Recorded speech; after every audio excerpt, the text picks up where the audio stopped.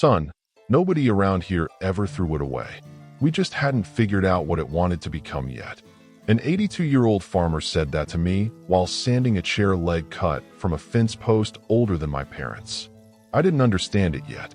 By the time he finished the story behind it, I did. And it's the reason his booth at the county market sold out before anyone else's every single fall, for as long as anyone could remember. It's also the exact reason I now build from a library of over 16,000 tested woodworking plans myself, the same one linked in the description and pinned comment below, instead of guessing my way through joinery the way I used to before I met him. I met him at that same market 3 years ago, looking for a housewarming gift. His booth had no sign, no cash register, just a folding table covered in furniture that looked like it belonged in a museum, not a parking lot. A side table with legs that curved in a way I'd never seen. A bench with joints so tight you couldn't slide a piece of paper between them. I asked how much for the bench. He asked me a question instead. You want to know how much it's worth or how much it cost me? That threw me. Those aren't supposed to be different numbers. For him, they always were. He explained it slowly, the way people do when they've told a story 100 times but still enjoy telling it. 60 years earlier, he inherited a small farm with more fence than money. Every few years, old fence posts came out of the ground, cracked at the surface, gray, weathered, technically done. Everyone else on neighboring farms burned theirs. He didn't. And here's a detail that actually matters, one most people never learn. Fence posts back then were almost always cut from naturally rot-resistant wood, usually cedar or black locust, because those species can sit buried in wet soil for decades without breaking down.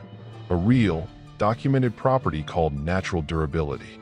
That gray, cracked surface most people see and toss, it's often only the outer half-inch that's actually damaged.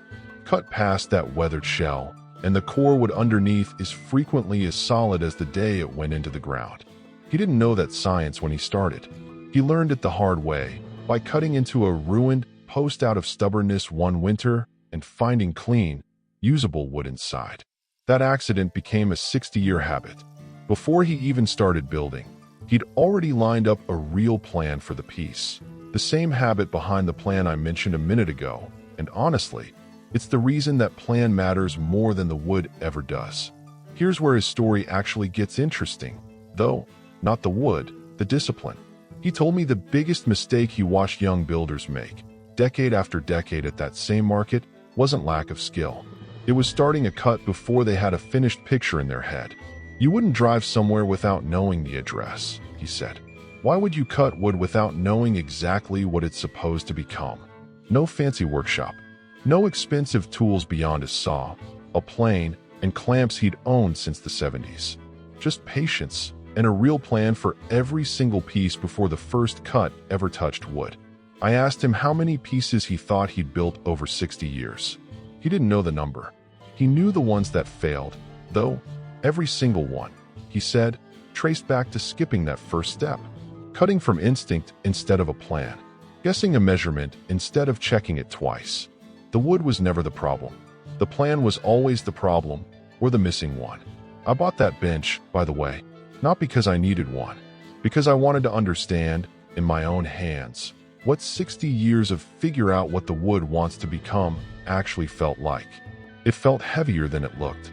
Every joint locked into place instead of just sitting there.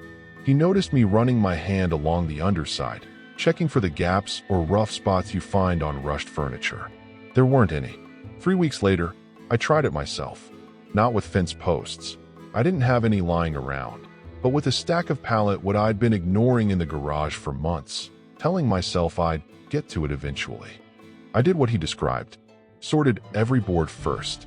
Sketched exactly what the finished piece needed to look like before touching a saw. Checked every measurement against the plan twice, the way he drilled into me without meaning to. If you've ever started a DIY project with good intentions and ended up with something crooked, wobbly, or just quietly abandoned in a corner, you already know the feeling I'm describing before I even say it. That was every single project I'd attempted before that conversation. This one wasn't. It was the first piece of furniture I'd ever built that I was actually proud to have in my house instead of hidden in the garage. That's the actual trick, if you want to call it that. It was never really about scrap wood or fence posts or a farmer's 60 years of practice. It's that furniture doesn't fail because the wood was bad. It fails because nobody had a real picture of the finished piece before the first cut.